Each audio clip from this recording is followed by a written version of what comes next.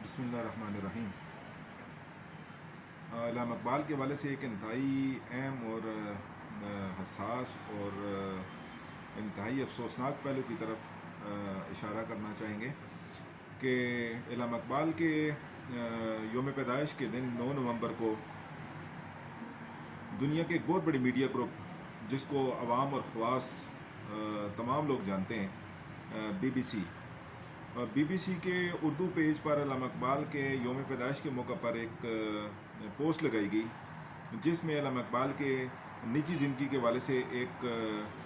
पहलू को गालिब करके अवाम के सामने पेश करने की कोशिश की गई। और हम ये समझते हैं कि ये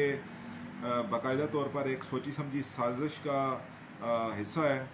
और अल्लामा इक़बाल की शख्सियत को मसख़ करके अवाम के सामने पेश करने की एक बाकायदा मनसूबाबंदी है जिसको हम किसी सूरत में भी कबूल नहीं कर सकते। और अल्लामा इक़बाल की शख्सियत की जहाँ तक बात है तो सारी दुनिया जानती है कि अल्लामा इक़बाल की फ़िक्र, अल्लामा इक़बाल के नज़रियात और अल्लामा इक़बाल की शख्सियत उसके अंदर इलाही और कुरानी नज़रियात जो हैं वो गालिब हैं। और अल्लामा इक़बाल ने अपनी शख्सियत और अपनी नज़रियात के हवाले से बज़ाते ख़ुद भी अपने शेरों में ये इस चीज़ को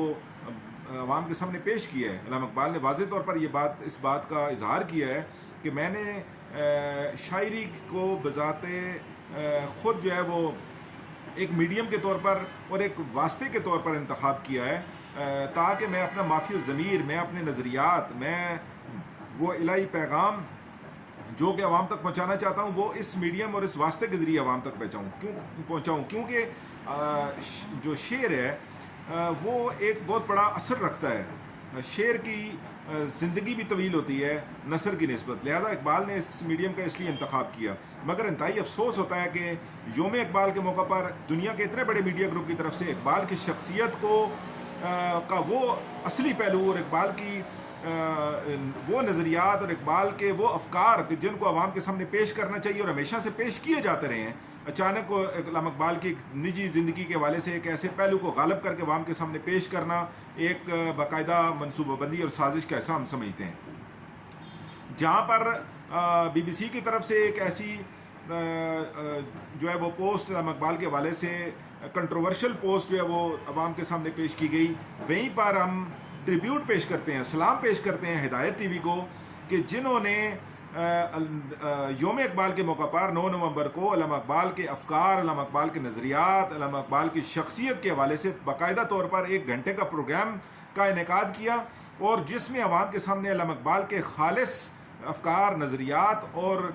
इलाही और इनकलाबी अल्लामा इक़बाल की जो फ़िक्र है उसको अवाम के सामने पेश किया। और हम ये समझते हैं कि जहाँ पर अल्लामा इक़बाल की शख्सियत को मसख़ करने के हवाले से कुछ मीडिया ग्रुप्स जो हैं वो मैदान में कूद पड़े हैं, वहीं पर हिदायत TV जैसा एक मीडिया ग्रुप के जिसने अल्लामा इक़बाल की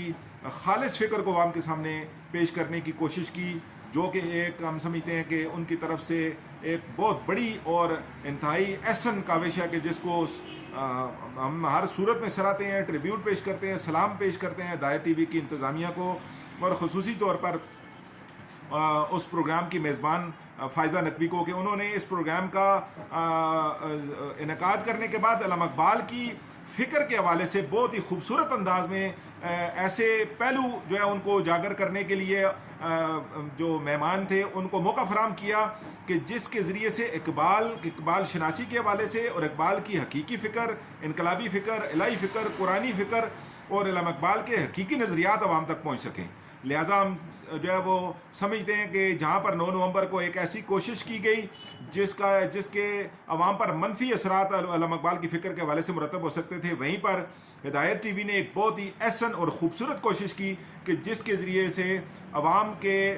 तक जो है अल्लामा इक़बाल की मुस्बत फ़िक्र और इनकलाबी और नज़रियात और अल्लामा इक़बाल की हकीकी शख्सियत जो है वो अवाम तक जो है वो पहुँचने में मददगार साबित हुई। लिहाजा हम जहाँ पर BBC के इस